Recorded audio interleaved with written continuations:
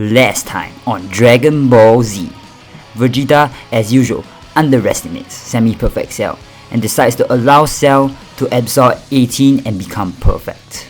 However, a surprise attack from a more prepared Trunks renders Vegeta immobile for a while, as Trunks fends off Cell, allowing enough time for Android 16 and 18 to escape from the island.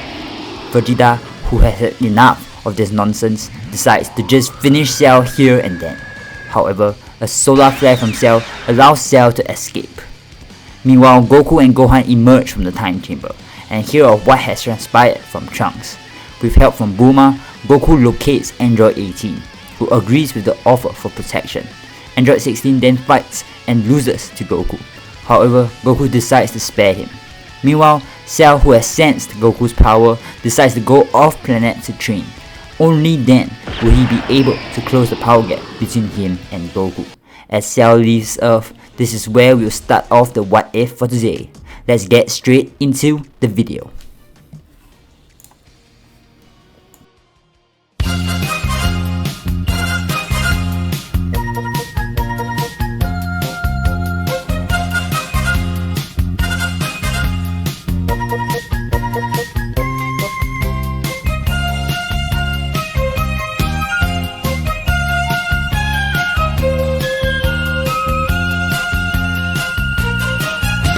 With Cell being off planet at all, the next month is a pretty peaceful time of Earth.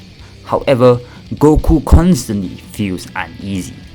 Cell's long absence felt like something bad was on its way. As usual, Goku decides to go to planet Namek to find Dende in order to reinstate a new Kami on Earth. Dende agrees to become the new god of Earth and recreate Shenron as usual. As usual, this new Shenron allows for up to 3 wishes, and Goku decides to gather the Dragon Balls and summon Shenron, using the first wish to resurrect all that were killed by Cell. This wish takes up 2 wishes because of the magnitude of the wish. However, unlike canon, this doesn't actually revive Android 17, because Android 17 currently is still absorbed inside of Semi-Perfect Cell. Unlike canon, where the wish was made after Semi-Perfect Cell self-destructed and 17 was killed in the explosion. Piccolo, who was on the sidelines, suggests an idea for the last wish to Goku. Why not wish Cell to be brought here?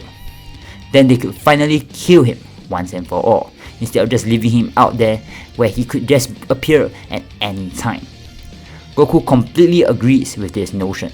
It was definitely the best course of action at this point in time. Goku gathers all the Z fighters at Kami's lookout.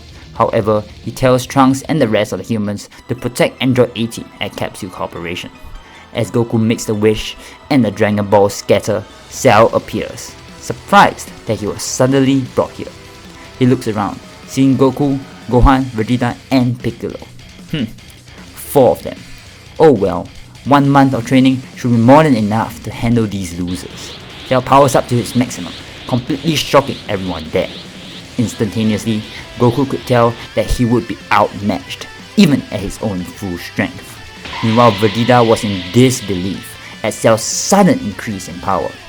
Goku, Gohan and Vegeta all lunge forward, meeting Cell punch for punch. Vegeta is instantly pushed onto the back foot, as his power is still significantly lower than Goku and Gohan's. Goku and Gohan put up a great fight, as their time in the hyperbolic time chamber allowed them to enact some good combination attacks. However, Cell still shrugs off every attack pretty effortlessly. At one moment, he decides to shoot a death beam towards Gohan, catching both of them off guard. He intended to end one of them off first, then he could focus on the other one. However, Goku pushes Gohan out of the way at the last second, taking the blow instead. A hole pierces through Goku's chest, as Goku spits out blood and falls to the floor. Gohan looks at Goku on the floor, his entire body shaking in anger. He wasn't ever good enough. He was always just a burden to his father. No matter when, be it fighting against Nappa, on planet Namek against Frieza, and even here, now, his father had to always be the one to save him. Gohan has had enough. Now it will be up to him to save his father. Gohan's determination and anger bubble to the surface. His years of training and intense emotions all culminating into a new realm of power. Gohan taps into Super Saiyan 2 for the first time as he lunges towards Cell. Cell smiles as he meets Gohan halfway, both not giving each other any ground whatsoever. Similar to canon, this intense battle between Gohan and Cell leads to a final beam clash, with Gohan's Kamehameha and Cell's Solar Kamehameha. Semi-perfect Cell here is on the level of Super Perfect Cell or even above that. However, Gohan here still has both his hands, so he's at full power, unlike canon where one of his arms were injured. Similar to how the Z Fighters assisted Gohan originally, they tried to distract Cell using stray ki blasts. However, Cell mostly ignores them. It isn't until Goku suddenly stands back up and joins the fight, forming a true father-son Kamehameha with Gohan, that the tides start to turn against Cell. Krillin had given Goku a senzu bean. Cell starts to struggle as the ki wave begins to become overwhelmed. As Gohan and Goku push forward once more, Cell is enveloped fully by the father-son Kamehameha, killing him once and for all. It was a close call. However, the Z Fighters have triumphed once again. Now, we move on into the 7-year timeskip between the Cell Saga and the Majin Buu Saga. There are several things I want to address here. The first thing being that Goku's alive, so Gohan doesn't fully slack off on his training, and Vegeta doesn't bear any resentment towards Goku because he gets to spar with Goku pretty frequently. As a whole here, Vegeta and Gohan grow stronger, though unfortunately Goku gets the short end of the stick here, because without the unlimited energy as a dead person, Goku doesn't learn to tap into Super Saiyan 3. Secondly, Android 16 stays at Capsule Corporation to help Bulma.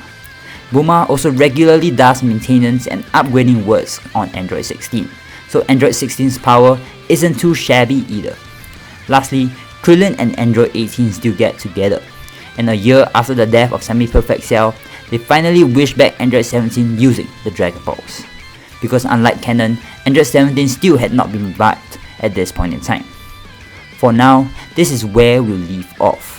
In the next part, we'll start covering the Majin Buu Saga and how the presence of Android 16 and an alive Goku will change the upcoming events.